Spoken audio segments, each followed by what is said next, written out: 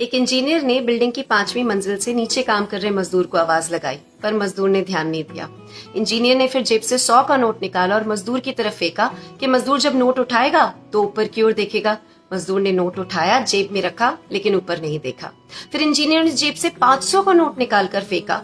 मजदूर ने 500 का नोट भी उठाया, तुरंत जेब में रखा, लेकिन ऊपर नहीं देखा। अब इंजीनियर परेशान हो गया। उसने पास में रखा हुआ एक कंकड़ उठाया और मजदूर के सिर पर मारा।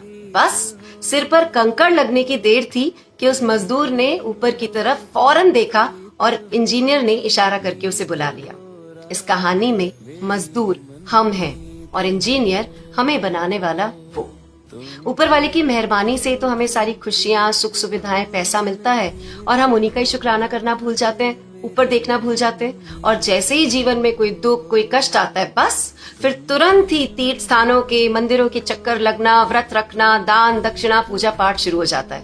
कबीरदास जी ने भी तो यही कहा है, दुख में सुमिरन सब करें, सुख में करे न कोई, जो सुख में सुमिरन करे दुख काहे को होए। तो जिनकी मेहरबानी से आपको ये सारी खुशियां मिल रही हैं, उनका शुक्राना करने के लिए सिर पर पत्थर लगने का इंतजार मत कीजिए।